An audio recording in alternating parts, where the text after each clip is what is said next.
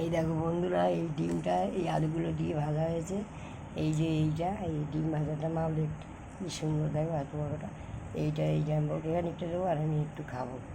এই দেখো, আমি খাওয়াটাই তো দেখাতে পারছি না, কী করে সামনে ক্যামেরা ঘুরি খাওয়াটা দেখা।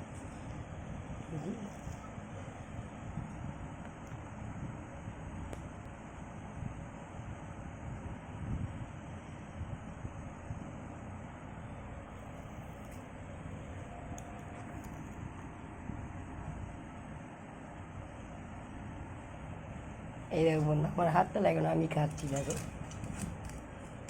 পেছন ঘুরি কী করে দেখো।